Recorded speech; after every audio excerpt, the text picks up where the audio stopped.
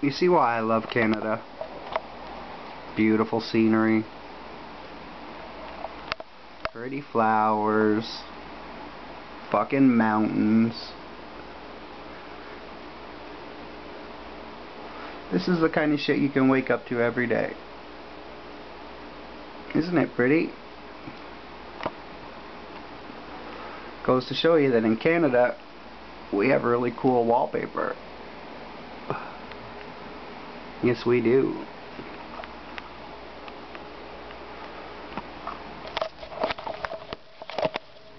Sorry for the ride there. What's happening, Verbally Vicious Nation? I have a couple subjects that I want to get to today. Actually, a few subjects I'd like to get to today. Marvin Howard. More often than not, if I'm smoking one of these, I got a cigarette going. Some of the shit I have is harsh, and I find if I'm choking on this, take a drag from a cigarette and it'll kind of smooth shit out for you. It's an unfortunate trick I learned from my dad when he was smoking cigarettes. Cough his lungs out all night and then fucking wake up and have a cigarette, and it would shut him up.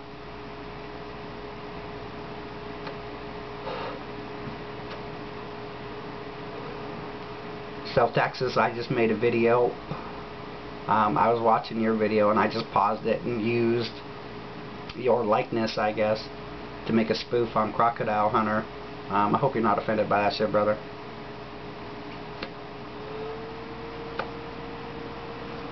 Couple serious notes. Roman Polanski, fucking right, they should extradite his ass. That's a 13-year-old child that he's feeding Quaaludes to. Then fucking. They say as generations pass, we get more mature at younger ages.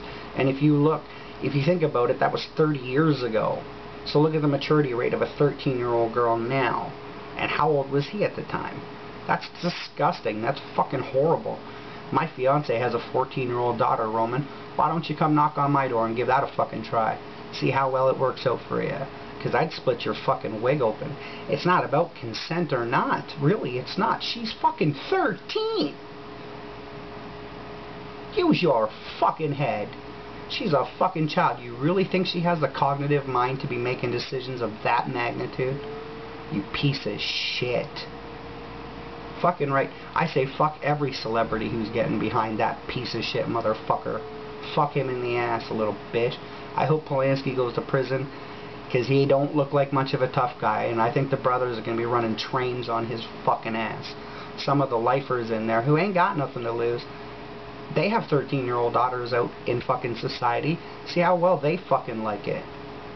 You fucking piece of shit.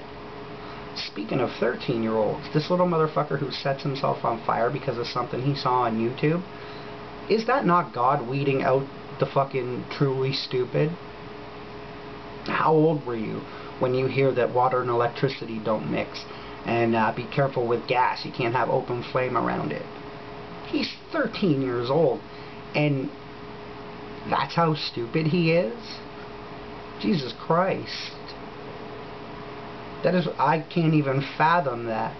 If somebody doused you in gasoline, let alone do it yourself, you think the last thing you'd want on your person is the ability to make fire? You fucking retard. Burn, motherfucker. Burn. 17-year-old honor student beaten to death for nothing. What was that fight over? Territory? Like, give me a fucking break. You have to hit this dude in his fucking head with a board. You soccer ball kick him in the face while he's on the ground. That don't make you a tough guy. That makes you a punk bitch. You can't fucking show up to a fist fight and just throw hands with a motherfucker. You gotta have a fucking, what, a 6-foot length of lumber? You punk bitch. I hope you live in a death penalty state, motherfuckers. I really do. I really do. That's fucking deplorable. I don't even look at that as black on black crime. That's just people crime. Race holds no bearing in that fucking instance whatsoever. And you watch Chicken Noodle News and they fucking have it. They have specials on black crime because of shit like this. Do you think that was racially motivated? The black kid didn't like the other black kid because he was a black kid? No, I fucking doubt it. Don't even call it black on black crime. It's just people crime. It's fucking stupid crime. Pointless death of a fucking honor student. This is a kid who showed up every day and worked his fucking guts out in school. For what? To have it taken from him by some punk bitch with a board. Pussy motherfucker. Last night, Kimbo Slice lost on The Ultimate Fighter. That fat fuck Roy Nelson. Big country. Dude, you're the size of a country. You weren't in a fight last night. You put somebody in a crucifix, which is absolutely undefendable. Do you think you beat up Kimbo Slice talking about he's the king, can have my burger without pickles the way the king wants it? You're a fat fucking piece of shit.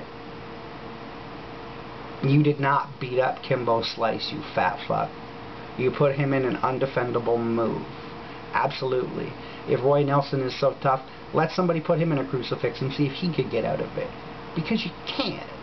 I've been put in crucifixes and I couldn't get out of it. I've put motherfuckers who are 3 times my size in crucifixes, and let me tell you, they couldn't get out of it. Absolutely not. It's part of MMA. I'm not saying it's a punk move, but don't walk around saying like you beat up Kimbo Slice. No, dude, that is a technicality at best. You fucking fat fucking loser. You walk around that fucking house with conditioned athletes and shit, and you're a fucking blob.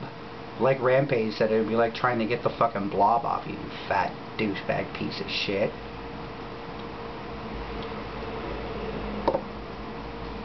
Horner, I hope you're still watching my videos, dude. You doing karaoke, that was some funny shit, dude. I think your guys' skit on going to the strip club, that shit was fucking hilarious. Leave it to Minnesota friends to take you to a fucking gay strip club though, eh?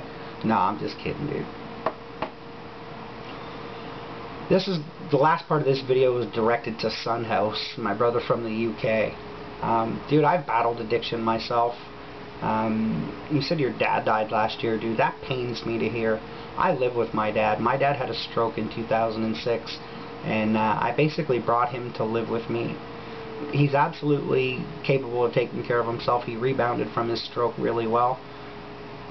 But for safety reasons, I want the motherfucker with me. I've battled some serious addictions in my life. My stepmother died in 2002 of an aneurysm, and I smoked fucking weed like a madman, and I couldn't smoke enough to make the pain go away. And one of my Nubian brothers said to me, I got something that'll make the pain go away. Powder. And he's right, it made the pain go away. But it also destroyed the business that me and my dad fought to build. Did a lot of damage to my body. I'm a multiple heart attack survivor, and a fair amount of my heart condition can be blamed on cocaine. But I walked away. I walked away from a nightmare coke habit, the ability to write my own paycheck in the middle of a blizzard, and I walked away from it for my son, my 4-month-old son. I snuck in the house one night. I thought I had them all beat, that everybody'd be asleep. But the girl I was with at the time, my youngest son's mom, and him were both wide awake, and as soon as my 4-month-old son seen me, he wanted attention. And I had never felt so guilty for putting my hands on something so beautiful in the condition I was in. I didn't walk away from cocaine because I was broke, although I was nearly broke. I walked away from cocaine for all the right reasons, and I've never looked back. I've never went near it since the minute I walked away from it. I knew it was wrong. I knew my kid deserved a better fucking opportunity in life than a junkie for a dad. And it's done a lot of damage to me. As I said, I'm a multiple heart attack survivor. So even though my kid doesn't have a junkie for a dad, he probably won't have a dad for a whole lot of years in his life. He won't. Anyway, that's a fucking video ramble if I've ever heard one.